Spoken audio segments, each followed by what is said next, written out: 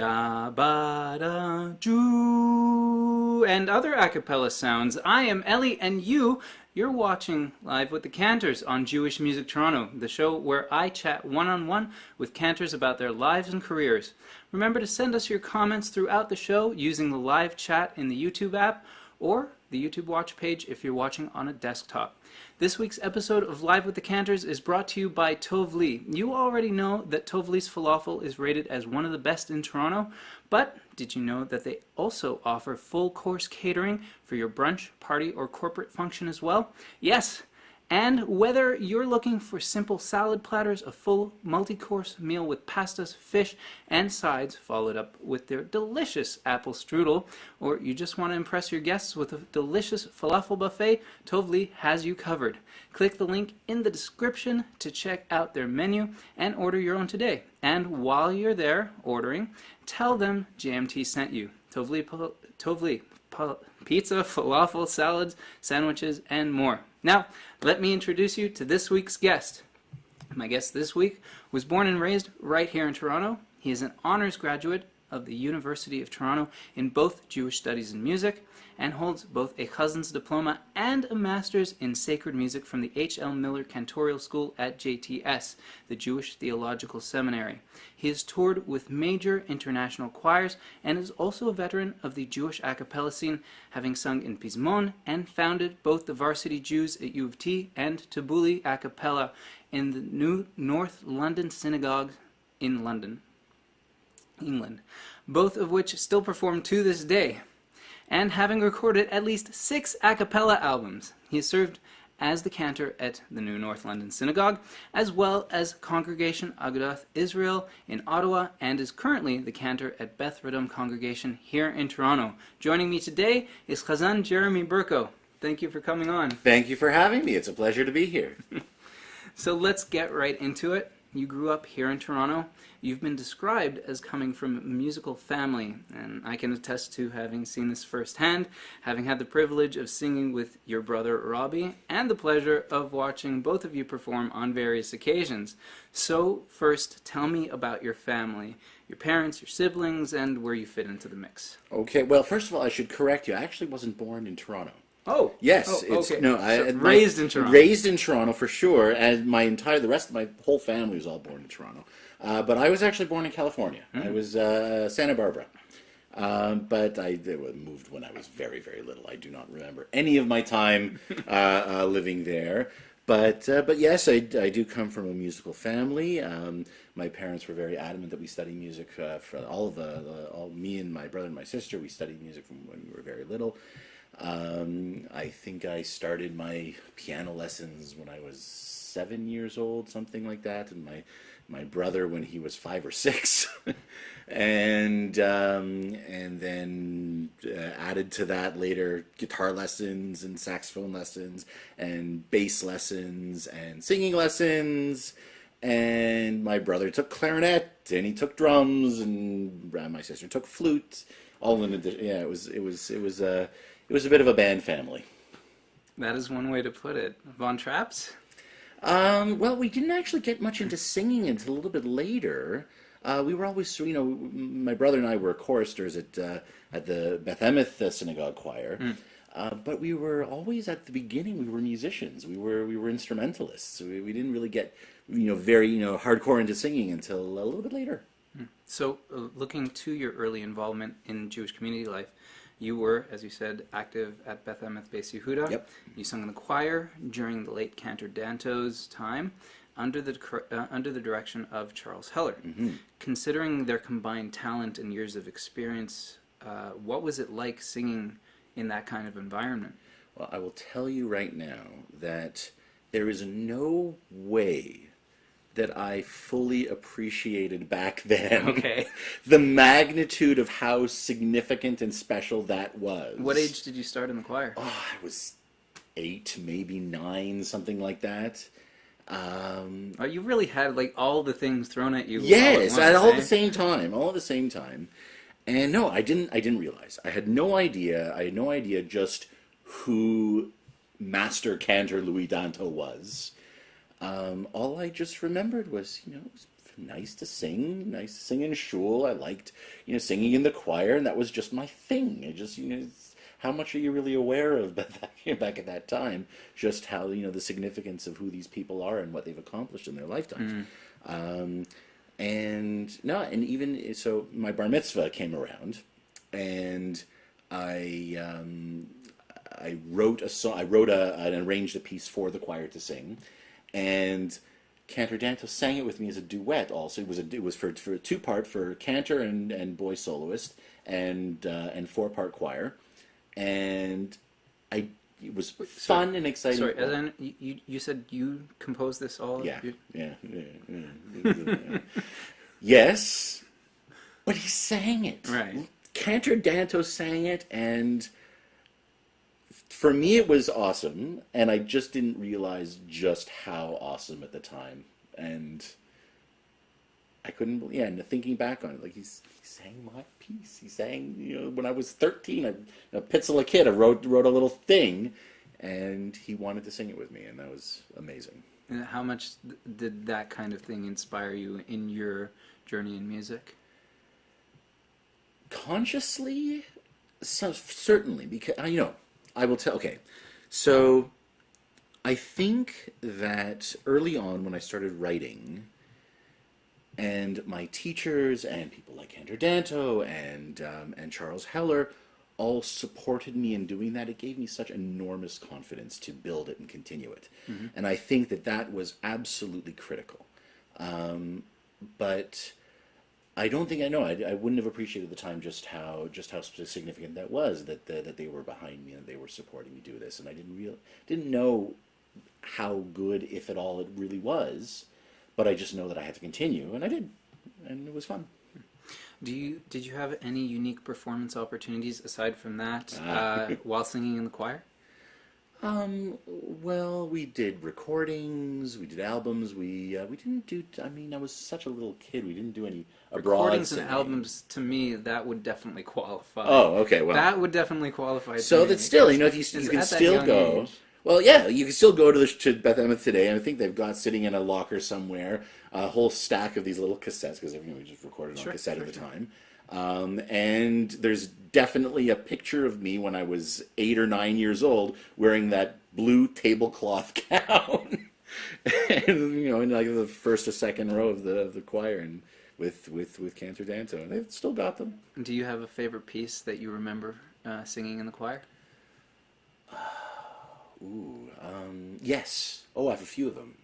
So one of them for sure is a piece that Cantor Danto would also do as a duet with. I never sang this one with him, but he would always do as a duet with a boy soloist for high holidays for Al Chet, and it was Al Chet, Al Chet, Shechatanu Lefanecha V'yetzer hara Oy v'yolchet Oy v'yolchet. And it was a beautiful song. Sin never sounded so beautiful. Ah, yes. But the coolest part is that today that is a part of my repertoire as a cantor at Beth Radom. And I get to sing it with my younger brother. In the duet, my younger brother Rabbi is my choir director for Beth Radom, and it is such a privilege to be able to take that. I learned it from Cantor Danto. I have no idea who even. Maybe it's him. There's no name on the piece, not that I know of. If anybody out there knows who might have written that one, please tell me. And today I do that one with my brother. So let's move on to your education.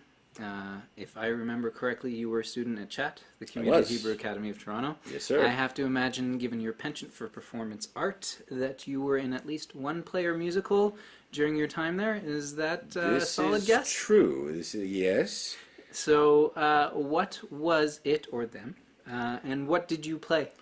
Okay, so I definitely remember Cats was in there somewhere. I can't remember. I remember Cats, and I played most of the instrument. In that, I was keyboard, bass, saxophone. Oh, wow. It was between me. So I think my brother was also in the pit with me playing clarinet, and we had one of my other dear friends, Tova Sasson, who is now a mother of four, and she was playing piano, I think, in there. And I think between the three of us, we had something like 16 instruments covered. Wow. All right. So that's a lot. It was fun. It's what we did. I mentioned at the top of the show that you graduated from U of T. You received an honors BA in both Jewish studies and music. Yep. But you actually began your time there as an engineering student. I did. And a member of school, U of T's Engineering Society. Mm-hmm. When did you decide to make that transition, and what was the catalyst? So it was in my third year, I believe. Mm-hmm. And at the time, I loved engineering. I was really excited about what I was doing with the engineering program. But at the same time, I couldn't just. I needed to do my music. Music was very, very important to me. So I was working with the engineering band. I was working with an a cappella choir out of Harthouse called Anaskatapia. I was working with the Varsity Jews, several other musical groups, and also doing some volunteer work, doing some work with Hillel, just in a Jewish capacity and outreach and stuff like that, and also doing some other work with the Alexander Showcase Theater. Meanwhile, it was March, an exam season. Midterm season. And I was so stretched for time. Well, doing all those different things, I can certainly imagine. Yeah, it did happen. And I remember one particular day lasted 62 hours without sleep in order to be able to manage to get everything in there done. And I was a zombie by the end of it, crashed and just slept for a good 24 hours or something like that. And when I finally came to, next day we went to school, and I was in a Calc 3 lecture. And I remember where I was. It was like 1 o'clock, something in the afternoon. And I'm staring up at the blackboard, and I was thinking, something has to give. And when I look at my Calc 3 material, I just didn't care about it as much as some of the other stuff that I was doing. And I said, I can't continue to do all these things. Something has to go. And if I cut out the Jewish outreach stuff that I was doing, I would be miserable. Mm. If I cut out anything of the music stuff that I was doing, I would be miserable. If I cut out Calc 3, I might not be as miserable. So that's it. So I left. I got up in the middle of the lecture, went straight to the dean's office, and said, "I'm done. I'm out. Finished." And then had no idea what I was going to do next, but some of it sort of found my way eventually. How long did it take you to apply for the Jewish the other two programs? For the remainder of the semester, I sort of just grabbed whichever courses just sort of fell into my lap, what I could find, whatever would have me. I think it was kind of late, so I don't think it was a little bit difficult the rest of that year. But the next fall, I applied to the music school, and I remember actually. So it was not usual for a more senior student to apply specifically to the music school that far into the program, but they were willing to consider, and I was asked to do an interview in front of 4 or 5 panel of adjudicators or something. And they checked out my piano skills, which were okay, theory skills, which were okay, and they're like, well, but it's so late in the term, why are you doing this? And they said, do you have anything else to show us? And what I had was a score that I had written, an orchestral score for a film that the Engineering Society had produced. Smoke and Thunder, the story of the mighty school cannon? Oh, you have done your research. Oh, dear. I was going to ask you about that, so please, once you're done telling me about this admissions story, I would love to know about that. Okay. Well, all right, so finishing up one story. is that I had this orchestral score that I had written and that was recorded for this movie, and I gave them the score and gave them my little MP3 player with they all listened, they crowded around listening to the little earbuds that I had on, and they said, "You wrote this? It's all right, you're accepted, done, finished." So that's that story. There we go.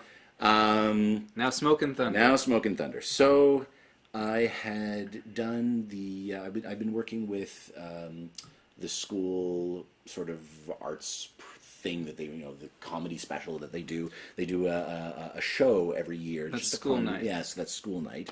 So the first year in 2001, I was just a dude in the band. In 2002, they asked me to direct it, to be the director and to arrange all the music.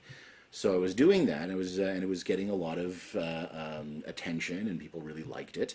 And so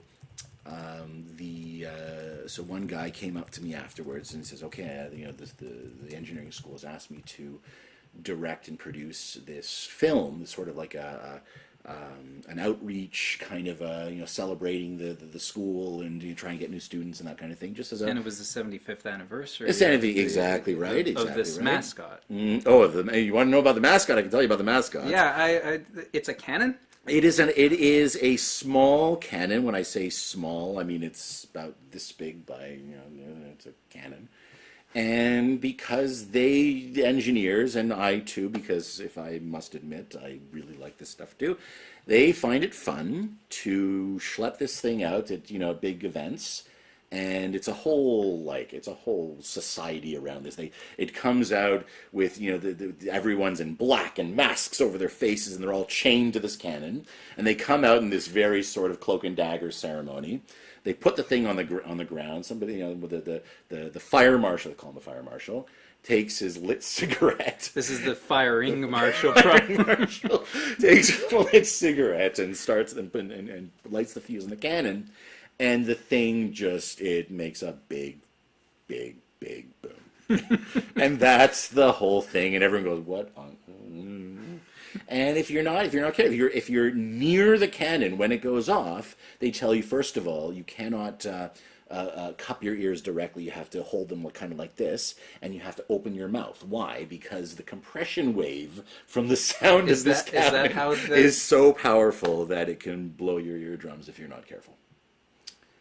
Yeah. Wow. So the movie was all about the history of this cannon, because different schools have been stealing each other's mascots, including the cannon, which is why the society around it developed. And they wanted this very Star Wars-y kind of soundtrack with an orchestral accompaniment. And they came to me and asked me if I would write this orchestral accompaniment to this film, and I did. And it came out well. It was all right, considering it was played by an 80-piece orchestra of all engineers. So some pretty talented engineers. In fact, School Night is run entirely by engineers are very talented people. Faculty. Yeah. Yes. So tell me about you arranged and directed several musical theater productions, including one school night, at least one school night, correct? Yes. Tell me why the 2002 one is particularly significant to you, and what your role was in that show.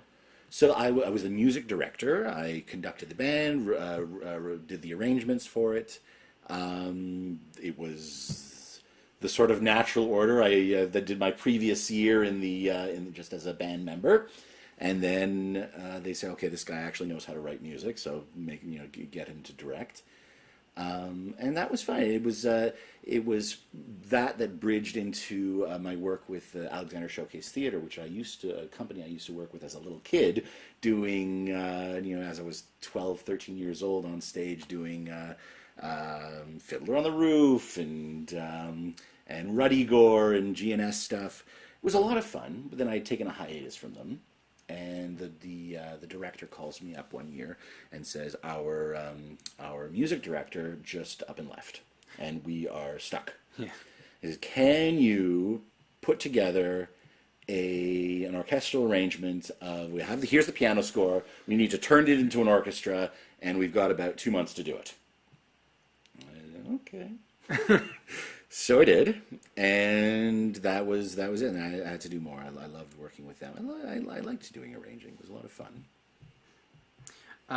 As I noted earlier, while you were in U of T, you, along with now Rabbi Adam Cutler, founded the Varsity Jews, known for its kitschy Jewish parodies like the ever-popular Jewish Connection, and tight a cappella arrangements of Jewish and Israeli classics. Since the group's formation, they have gone on to sing the national anthem at Maple Leafs games and to open for Idan Reichel during one of his concerts here in Toronto. What prompted you to form the group in the first place? So, first of all, I can't overstate how proud I am of the Varsity Jews and all that they've accomplished. I continue to wear that pip in my collar very proudly, and I do continue to shep nachas from all of their accomplishments, and they're wonderful. The idea for the Varsity Jews arrived when both Adam and I first got our first glimpse of Pismon. We saw Pismon.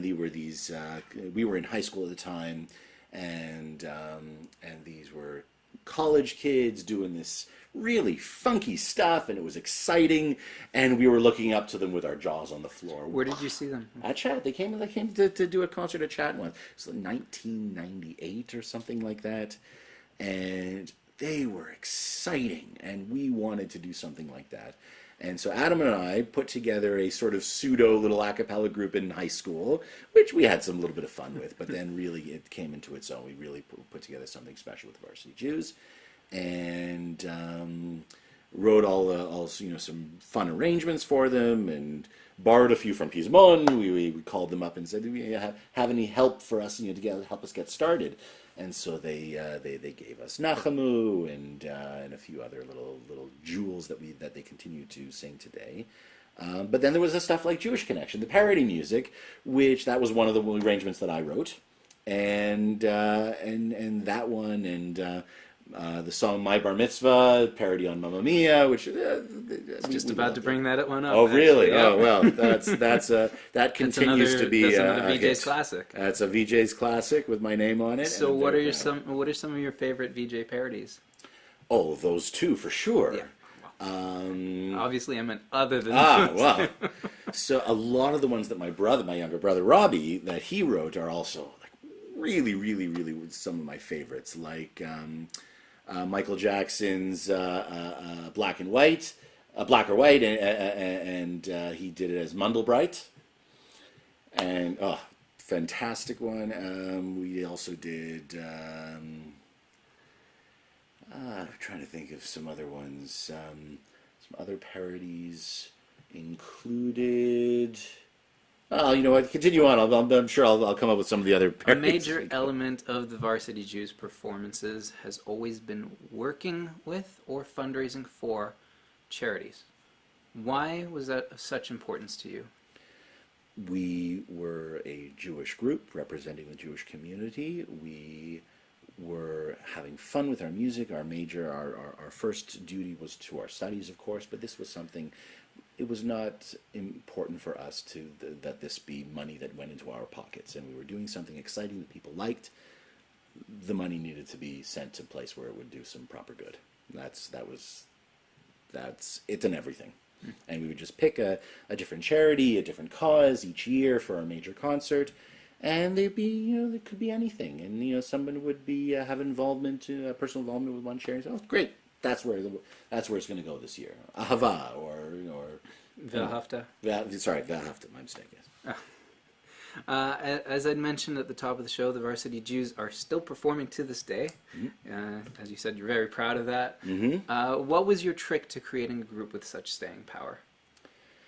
The trick was that we started with a small group of students who were already good friends.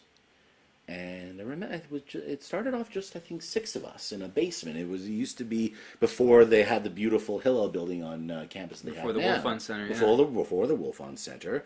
The Jewish Students Union was in the basement of University College in one of the little alleyways there. And it was a dark, dank basement little office. I remember one of my friends describing that to me. Yeah, it was a really kind of a scary place, and we would go into the back of it, and we would start where our music stand. We didn't have any music stands. We'd put the music. What we had was an old pool table, and we put the music on the old pool table, and we would do our warm-ups, and we would try out these arrangements, and each year we'd get more and more people who saw us perform. How do we become a part of this? Who do we have to sign up with here? And each year we would get more and more, and we didn't believe in, informal auditions in the way that, your singing isn't good enough. Sorry, you can't be in. We ultimately accepted pretty much anybody and everybody, and we taught them. We taught them to sing. We figured it out together, and we worked on it. We developed our sound, and based on the dynamic of who we had in any given year, it would change, and we would readapt and rebalance. And our sound was unique every single year, but it was fun, and we would do our thing. And you guys really did your thing. Like, if voices or not, attitude always came out. But that's I mean, especially with music like parodies, it was always about the attitude. And if you can give it that character, and if you can tell the story, then, whether your harmonies are exactly perfectly on pitch is less critical. But yes, we always approached every performance not just as a musical performance, but as properly staged, and we worked on our acting elements of it and timing, and that's how we would really deliver our iconic performances. After graduating from U of T, you began your studies at JTS. As my guest on last week's show, Cantor Sidney Ezer, noted, the cantorial program includes a year in Jerusalem. While there, you played Jean Valjean in Les Mis, in the Hebrew University's production of Les Mis, and you toured with the Jerusalem Great Synagogue Choir. When you returned for the New York portion of the program, you toured with the Manhattan Zamir Choral and Pismon. Were these all part of your program, or were they separate extracurricular activities? They were definitely not a part of the program. Many of the higher-ups at JTS were less than happy about my participating in these various things, because they felt, and rightly so, that my studies should be a little bit more focused. But I had to disagree with their perspective.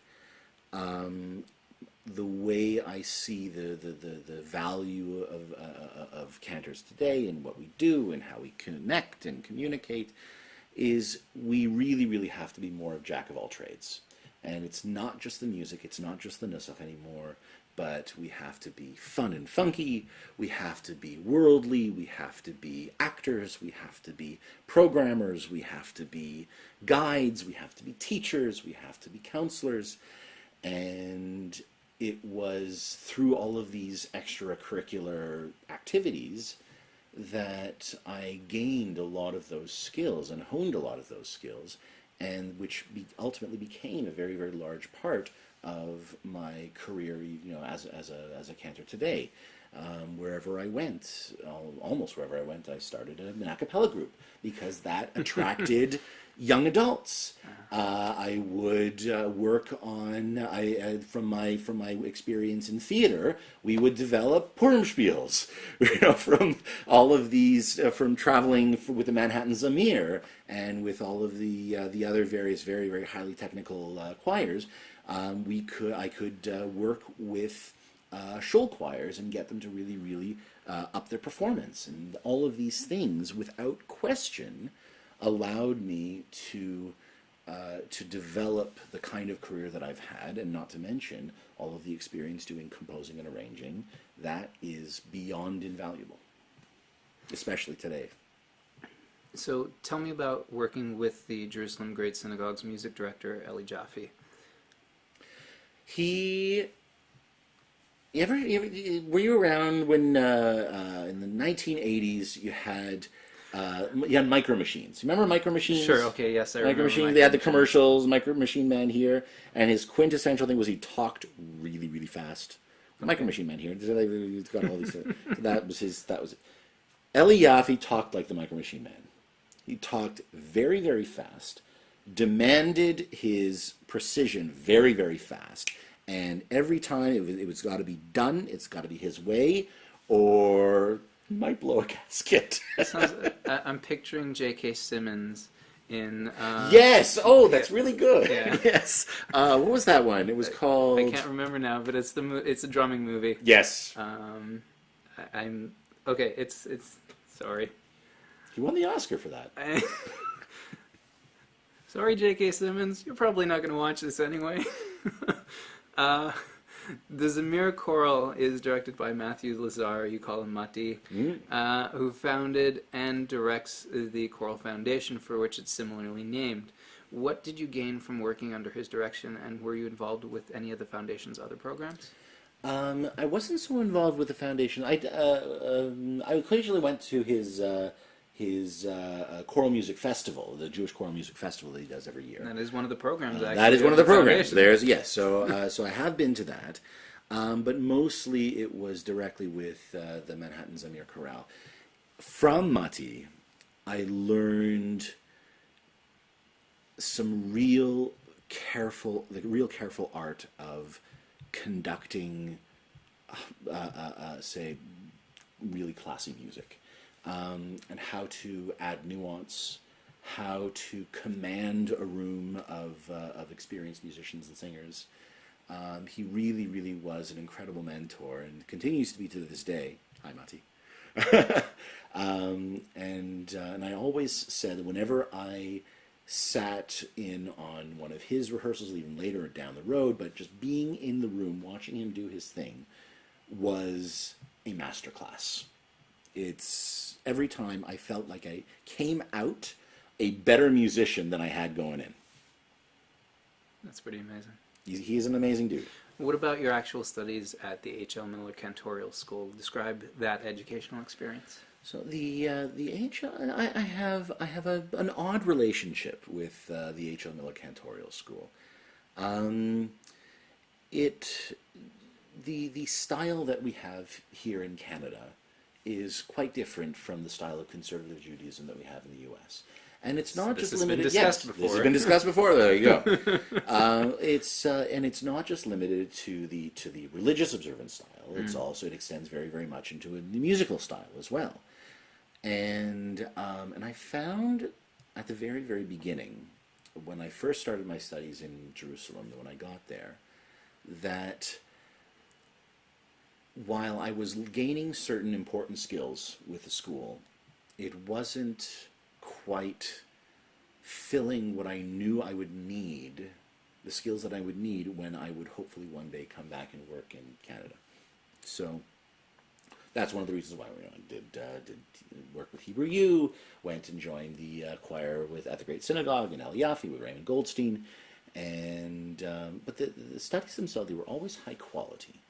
Always the professionalism was absolutely beyond par, and my teachers were beyond excellent. I just needed to be doing something a little bit different, a little bit more, and in particular to be really held to a higher standard of religious integrity, of a certain a musical style for synagogue style that is the kind that is really, really appreciated here in Canada.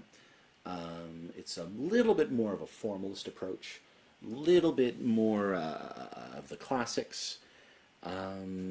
I don't really usually go for the hippy dippy kind of kumsitzy type of davening style. I will do that for a kumsitz sitting around a campfire. I will do that. I love that. But campfire is not davening. Davening is not campfire. And I think that each has their place. Each of them are very, very valuable. But I think when we blur those lines, something is lost in the seriousness of the davening, and by contrast, it also detracts from the Kumsitz style, because you want to keep that as easy, as lighter, as cheerier, as fun. Not that davening can't be fun, but they all have their own respective places, and I find that I can be a better leader, and I can really, really explore those styles when I focus on enhancing just one of them.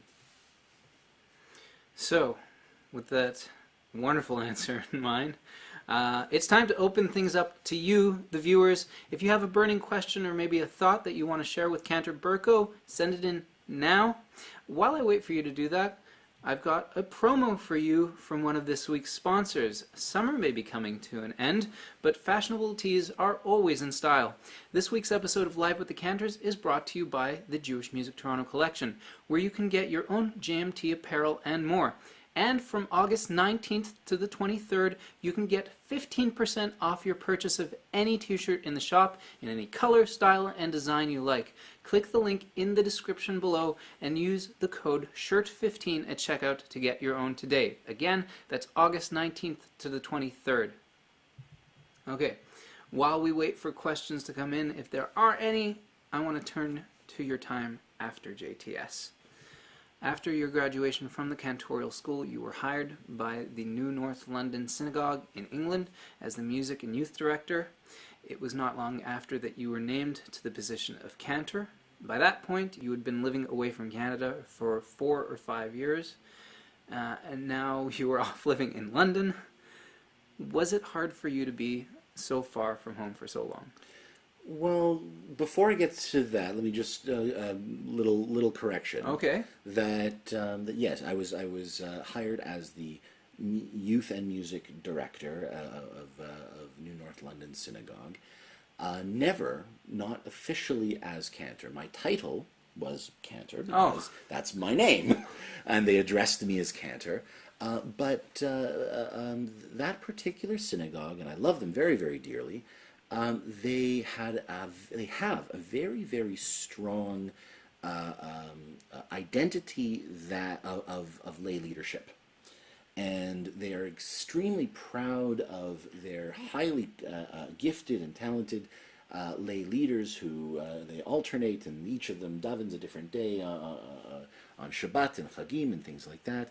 And while I would certainly do, when I was there, I would do a majority of the services, it was still very, very important to them that lay leaders were used in that capacity. And so they didn't like the idea of them having an official cantor as the position as opposed to the title. So that's the quick clarification. Now, in terms of being far away from home, sure, I mean, it's always tough to be far from home. I always knew that my long-term goals would be to come home to Toronto. Toronto is certainly where my heart is. It's where I grew up. It's where I feel most at home, most comfortable. Things make sense to me more here than other places. Which isn't to say that, perhaps one day that might not be the case. But then that's okay. I'm prepared and, for that possibility one day. But it always was my hope to build a life and build a career here in Toronto. And so my plan, I had a long-term plan in place from the minute that I left for Jerusalem in 2010 to, I say not 2010, to London. 2000, to London. No, before. I left Jerusalem in 2005. Yeah. 2005. That I would one day be able to, come home and build a life. And that was to get the education and then be able to get the experience in the right places that are going to appeal most to Toronto congregations. And I knew that if I took the position in London, if I applied to an American position afterwards, the first reaction is, London, why did you go all the way to London? Why did you go to the UK? What, you couldn't find a job in the US? But I knew that Canadian But you didn't specifically want a job in the US anyway. I didn't. I wasn't interested in that.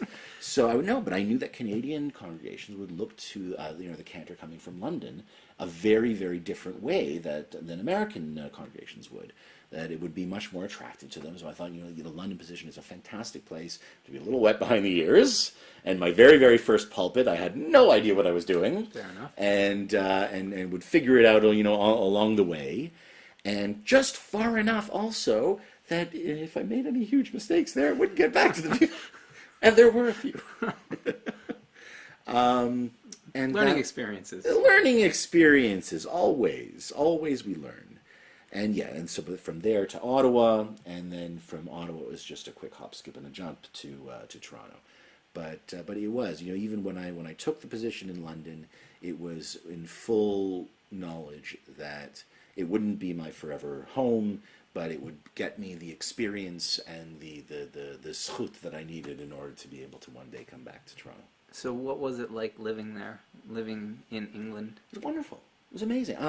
I should say, two sides of every coin, obviously, but to have the West End right there, and the culture and the theater, and then Europe in your backyard, and I love to travel, and people were so wonderful there and very, very friendly. I absolutely loved my congregation.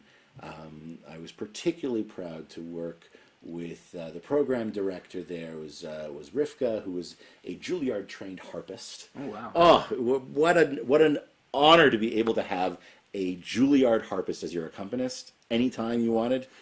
Amazing. Rabbi Jonathan Wittenberg, one of the best on earth. An absolute wonderful mensch of a human being and a poet at heart and in his soul. But it also had some challenges. It was very, very clear right from the very, very first day that I was there that the feeling of anti-Semitism in the general, amongst the people was a lot. This was something that even the congregants and you would have to deal with. Well, yes. I don't think that the it's a criticism that I say with love, that my congregants, I felt perhaps didn't react as forcibly as maybe would have been the thing to do when it happened. It was taken too much as a let's sweep it under the rug, let's not talk about it. The more we ignore it, perhaps it'll go away. And I think that was a wrong approach. The second week that I was there, the high school students that I was in charge of as the youth director, they had already had in place a wonderful program called Jewish News, something Jewish News. It's just escaping me the actual name of the program. Something with Jewish and News. Something Jewish and News. And they would have, on Shabbat, they would bring in a special guest speaker every other week. And it wouldn't just be like any guest speaker, it would always be somebody impressive. And in particular, the second week that I was there, they brought in the editor-in-chief of the London Jewish Chronicle, the equivalent of RCJN. Yeah. Okay. And the question posed... The London Jewish Chronicle is a Jewish paper? Yes. Okay. Yeah, London Jewish Chronicle.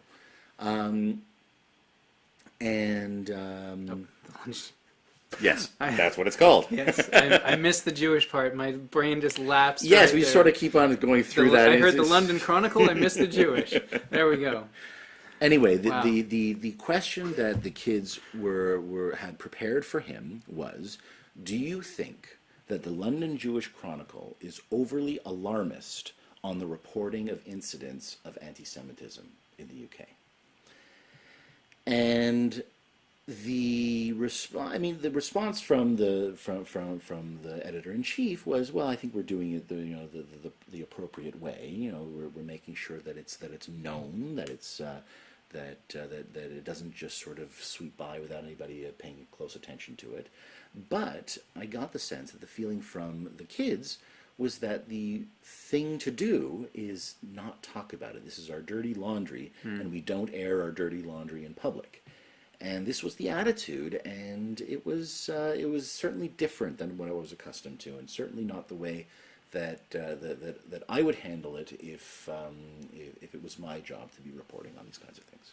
And I think we have a very different perspective on the whole thing here in Canada, and I think also in America they treat it quite differently as well. They do, and I think I And wish by the for way, them I'm to- agreeing with him on his position, because I think that we do need to have an active role in combating anti-Semitism, quite frankly. Well, not just that's the thing, is there's one thing to be active, and then one thing to really make sure that you scream it from the rooftops at every chance you get, because it's so easy to ignore, and I think that when we ignore it, we allow it to fester.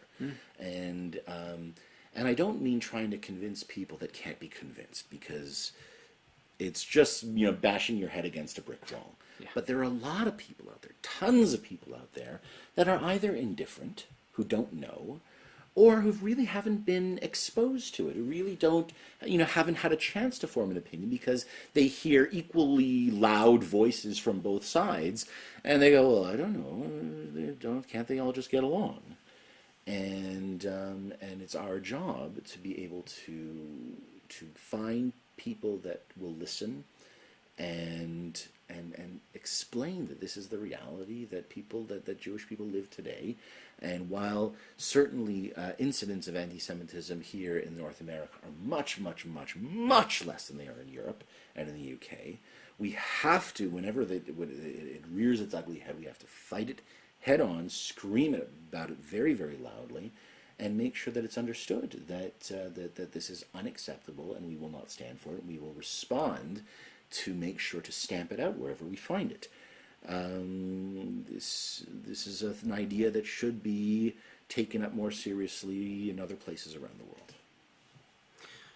Continuing on the Scholl Talk, 2 years after joining NNLS, you were brought back to Canada thanks to an opening at a congregation, Agudath Israel, now Kehilat Beth Israel. Mm-hmm. The congregation was going through a significant transition period at that time, as both you and interim Rabbi Barry Schlesinger were brought on while the Scholl was considering its amalgamation with what was then Beth Shalom. From what I've read of Rabbi Schlesinger, he seemed like a very interesting man, one particularly connected to Israel at that. Yes, for sure. In fact, when speaking with the Ottawa Jewish Bulletin about his hiring, he called the move a challenging adventure and quoted Rabbi Yehuda Halevi saying, "My heart is in the east while I am in the west." How did the rabbi's passion for Israel influence his leadership at the Scholl? Well, I don't want to comment too much on what I think someone else thinks. Certainly, I had it was a fantastic learning and wonderful experience to serve with Rabbi Barry Schlesinger. I think it's not inappropriate to say that his heart certainly was always in Israel, and that to a certain extent he was a bit of a fish out of water anywhere outside of Israel. His home and his heart very, very much intimately intertwined with Israel. And it came out in all kinds of ways. One of the first things, certainly the 2014 war in Gaza erupted soon after we started working there, and the Rav was listening to the news reports on like an hourly basis, getting updates, tweeted to him, and he would, constantly be checking them and absorbing the news in Israel like it was air. And right away he would put a Stand With Us sign right on his stender when he would speak. He wanted that front and center, placed before the congregation at all times. We stand with Israel. He really liked his Israeli style davening.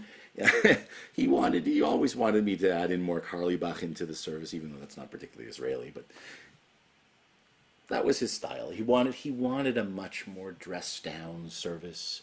He wanted a much more... Come in your shirts. Yeah, don't bring the jacket. Yeah, right. No need for it. Right. It might not be 45 degrees outside, but I don't care. Yeah. A bit of a culture shock for Ottawans, I think, for Ottawa Jews. But I think they certainly appreciated his wisdom. They certainly appreciated his exceptional learnedness, his scholarship, and he is a Torah scholar of Torah scholars. So, in that same article I just mentioned, you said that the Scholl would see an approach to synagogue prayer that is a marriage of models of congregational empowerment and professional leadership. What did that mean to you at the time, and do you feel that you were able to make it happen? For Agudath Israel? Yes.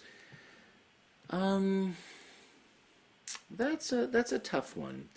Certainly, my style is personally, as a leader of the Jewish community, is much more informal.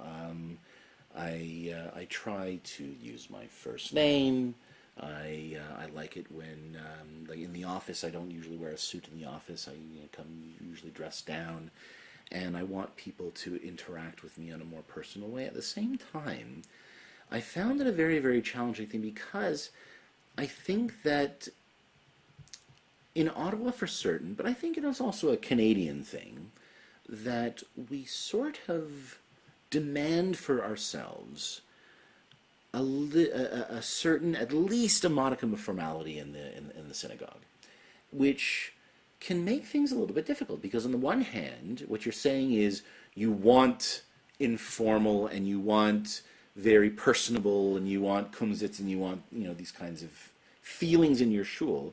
At the same time, you want to be able to look up to your Rav, you want to look up to your Cantor, you want to be able to see the professionalism, you want to see the sincerity in the service, you want to see that everything is run smoothly, that it's done in a certain way, the way you remember it, the way you know it. And it's very hard to make a marriage of those two things. Were we successful in doing that in Agudath Israel? I think so. I think that we struck a very important balance. I think both Rav Barry Schlesinger and myself had a much more personable, informal kind of leadership style than most other cantors and rabbis. But then, by the same token, I think that we were consummate professionals as well, and being able to, when it's time for business, we can mean business. I hope that worked. The shul currently has undergone major transitions in the last few months. And a big amalgamation. A new clergy, new system, new board.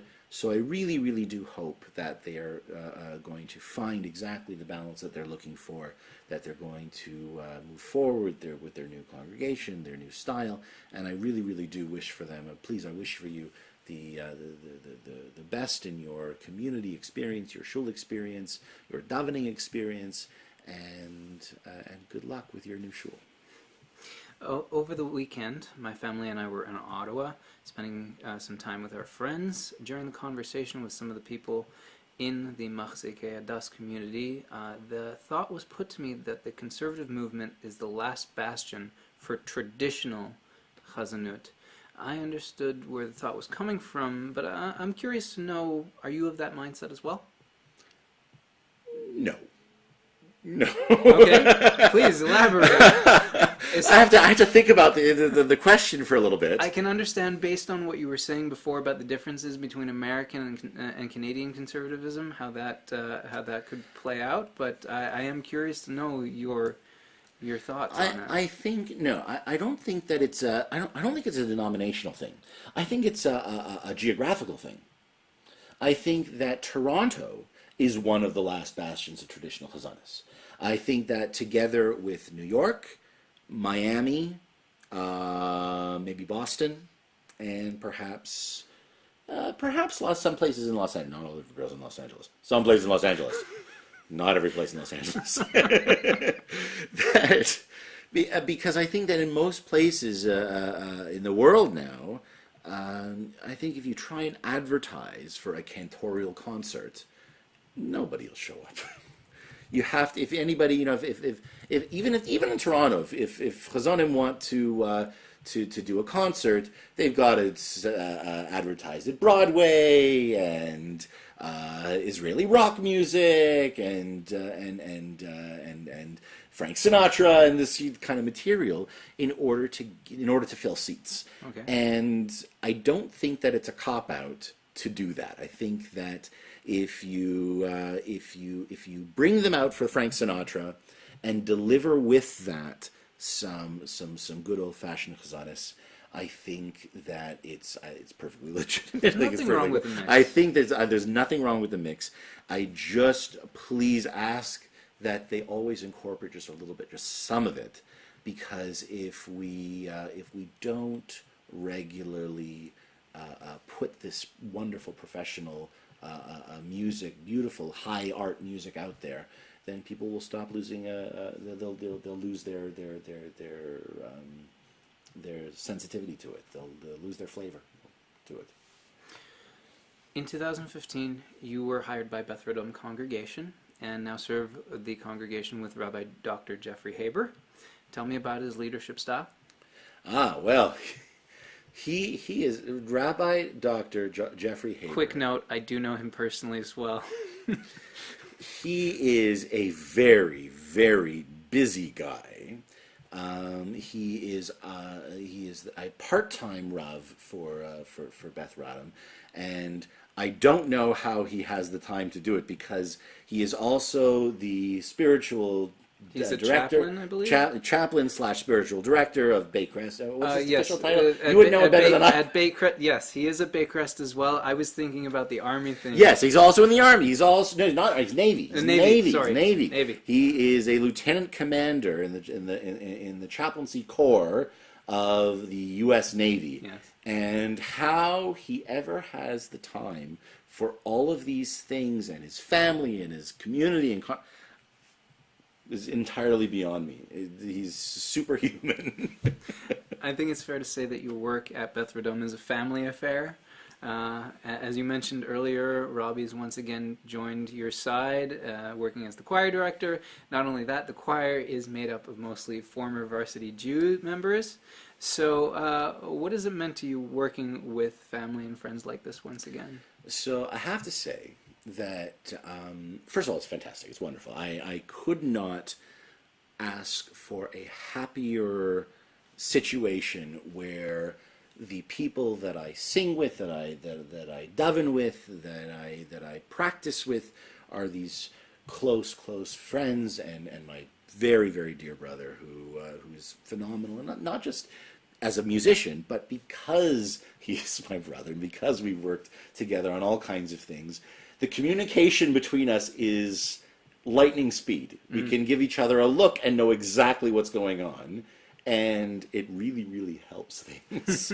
So to have that kind of communication, Labima is a real chiddush. I will say, so I've been a long time proponent of including a cappella type style in the shul. Now I should clarify that not too long ago I said that I want to keep things separate. I like kumsitz to be kumsitz, and I like shul to be shul. You're a bit dichotomous in that way. Like you even what you said before about it's okay. Yes, as you were saying. Sorry. What I mean is that I think that there is a way to bring in stylistic elements in order to enhance a davening experience without breaking into what amounts to kitschiness. Because that's what it really boils down to.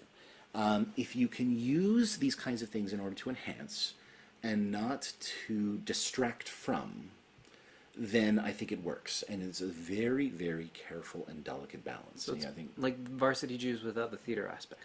Exactly. You take away the theater element, you give it a little bit of a more serious flavor of instrumental accompaniment sometimes, and that's what a cappella singers are very, very good at. They can contort. They're musical contortionists with their voice. And they can simulate instruments and soundscapes and things like that.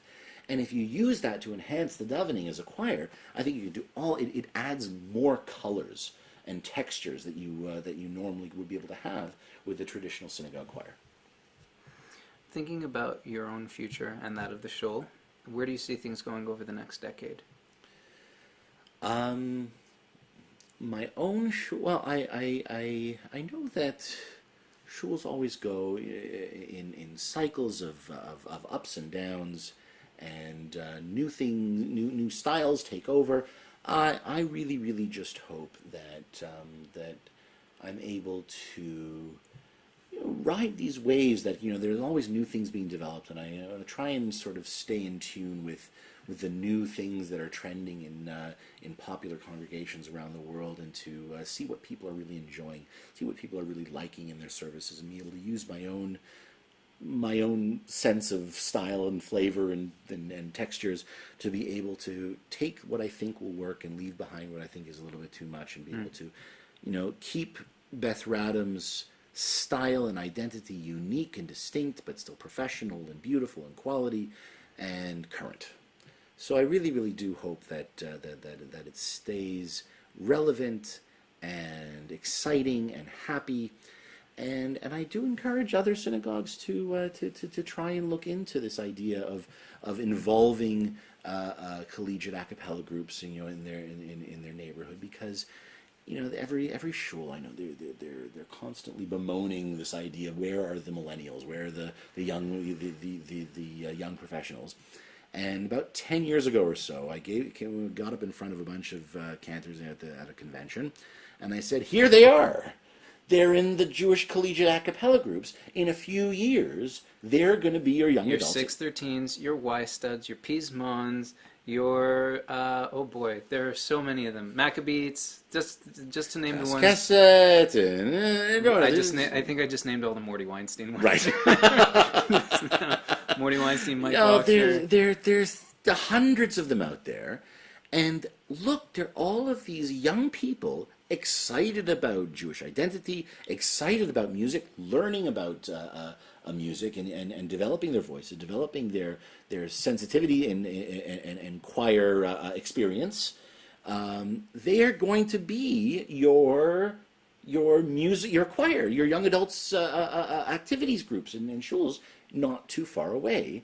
And the first time that I brought this attention of the Chazanim, they're like, we don't like this stuff. We don't want this stuff in our shows. And in the last year, their song has changed dramatically. Pardon the double entendre. And now we've just finished doing this major campaign, and it was an international competition. I have a feeling I know where you're going. Oh, with this. go so for if it. you don't mind, since starting your time at Beth Radom, you've performed inside and outside of Scholl. You've also taken part in special programs with your alma mater, JTS. Yes. Like Ilu Finu, Jewish yes. a cappella songwriting competition. Am I on? Yes, you are exactly on the right. Yeah, that's the one. For which you were one of the judges. Wow. And correct me if I'm impressed wrong. with your research. Were you one of the founders of that as well?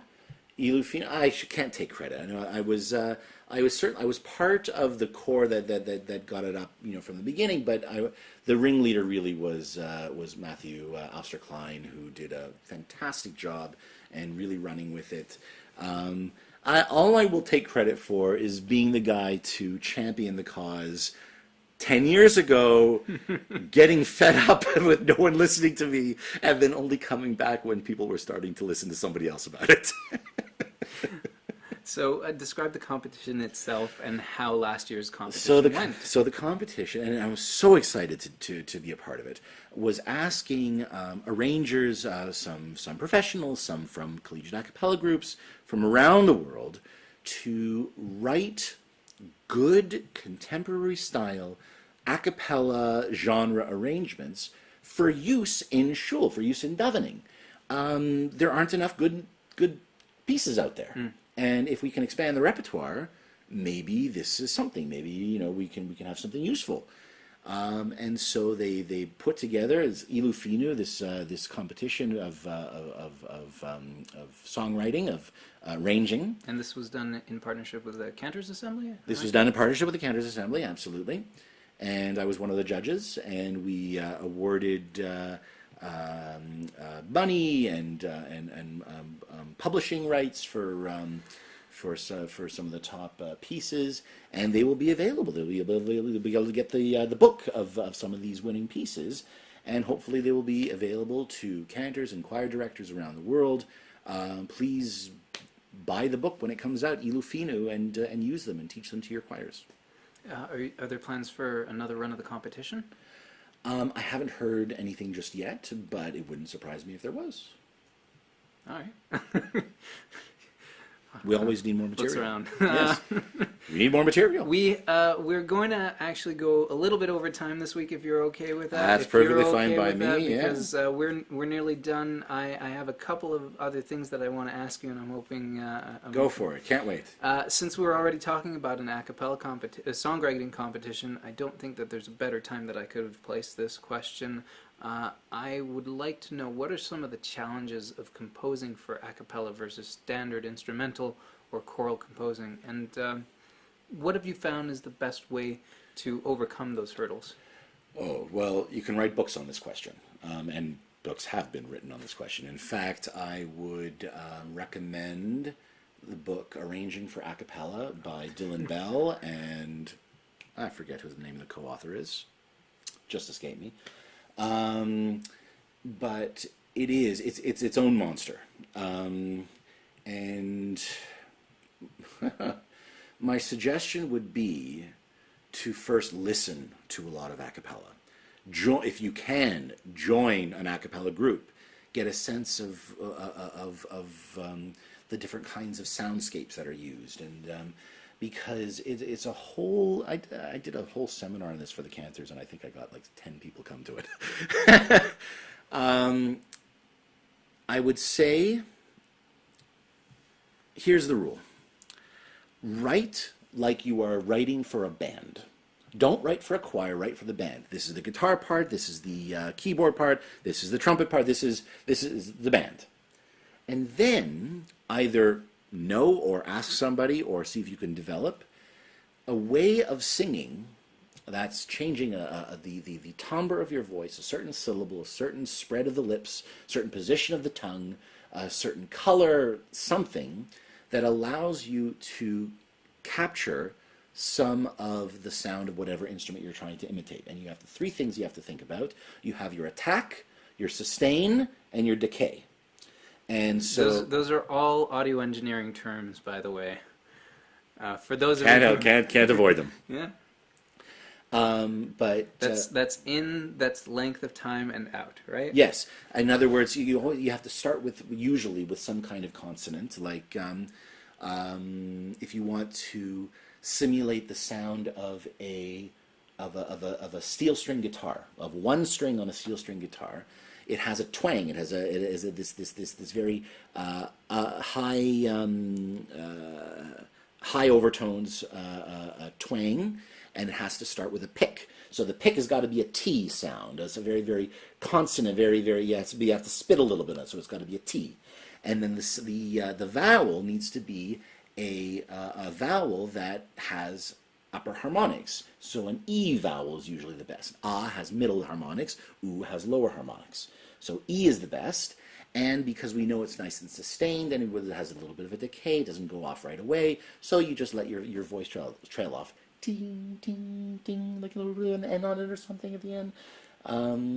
So that's, for a steel string guitar.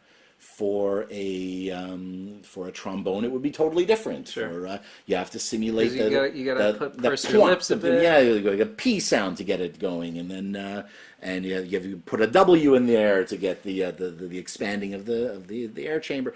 You got to think of all these little stupid things, which sound so silly when I talk about them. It sounds ridiculous. It's the difference between knowing dum from a dum. Yes, it's exactly right. And where it goes in your and mouth, where it too. goes in your nose, where it goes in your throat, and which is why I say if you think about it too hard, then you'll probably think you're being silly. But if you take it seriously and you commit to the sound, you have an entire group that commits to the sound, all of a sudden it doesn't sound so silly anymore. And some of these things, in order to know which syllables go with what, you need a little bit of experience. So listen, sing it, join a group, play with these different kinds of soundscapes, and treat your choir like they're an orchestra, not a choir. As I understand it, actually, as we discussed already, Ilufinu was run in cooperation with Cantors Assembly. Tell me about your work with the Assembly and why the group is important to you. Well, Ilufinu is it's something that I would have hoped to have accomplished on my own 10 years ago.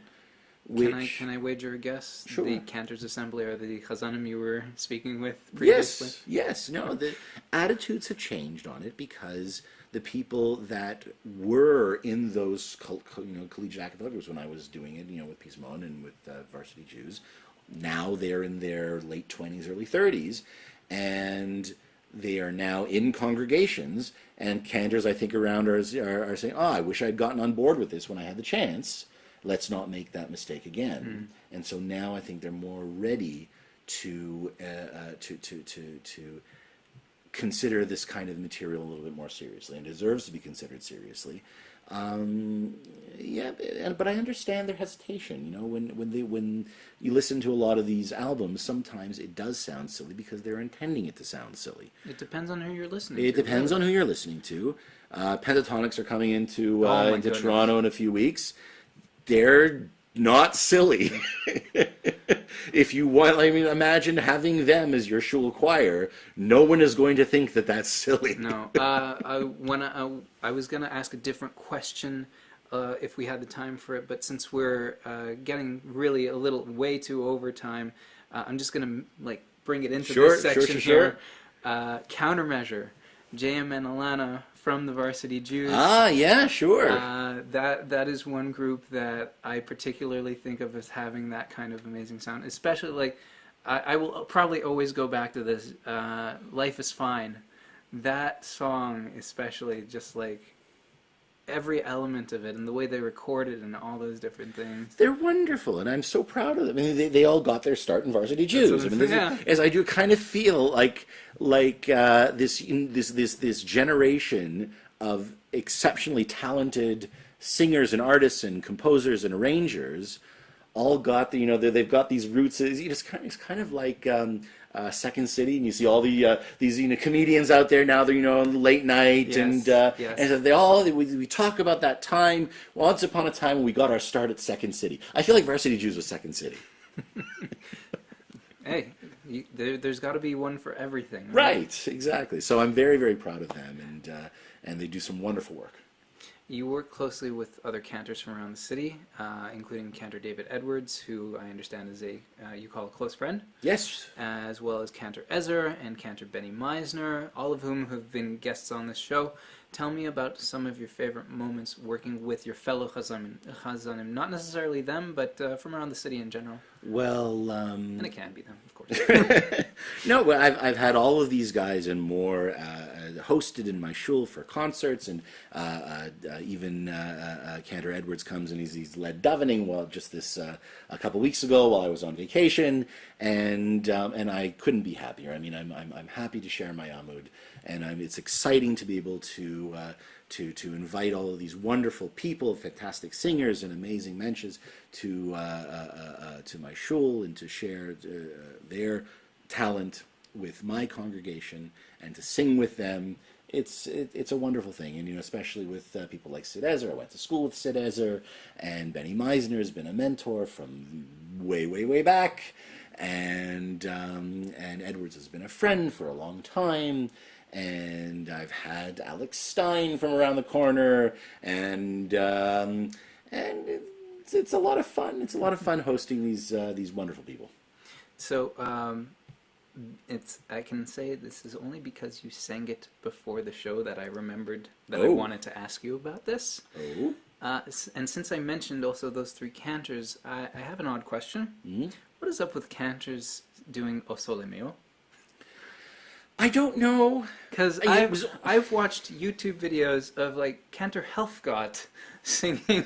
I have, you know what? Song. I've included it in my, okay, I think this is the answer. Okay. It's because for some strange reason all the cantors know it, and planning a cantorial concert is very, very hard because getting cantors together to rehearse is like herding cats. It can't be done. So you just pick stuff that you know they're all going to know, that they don't have to rehearse too much together to figure it out. O Sole Mio is something that they know. Why it was just humming in my head. I sang it recently. I was in Cuba just the other week, and just on vacation, relaxing, and these two Spanish guitar players who were absolutely wonderful. Just I'm just enjoying the evening, and they start playing with just the accompaniment of O Sole Mio, and I couldn't help except just open my mouth and like, sing it, do it, yes, you, that guy. So I had to, and so it's just been on my mind. You recently joined Cantor Meisner and his choirs in Sofia, Bulgaria. Firstly, how was the trip? It's an amazing trip. So very different than anything I could have expected. And I know it sounds like it's way off the beaten track. I can say now it shouldn't be off the beaten track. People should go to Bulgaria. It's a beautiful country, beautiful people, incredible culture. The Jewish community in Sofia is just is amazing. I can show this kippah that I'm wearing today. Here it is. Yeah. Beautiful kippah. This kippah is made by this community of Bulgarian Jewish women in Sofia, and they sell these around the world in order to help fundraise for their community. And it's a small community. It's 1,500 in Sofia, another 3,500 in the rest of Bulgaria. Wow. And their story, which we have no time to tell, is an amazing story. Please look up the Jewish community of Bulgaria. They were 49,000 of them were saved in the Holocaust by a people's uprising, and there are so few today only because even though they were saved from deportation to the camps, they had no faith that they were going to be protected in the future from the Bulgarian king, from Parliament, and so most of them made Aliyah, went to the United States, went around the world. So there are about 5,000 left. That is a good way to go into our final segment. And if you'll excuse me, I have to take these out, and I will be right back.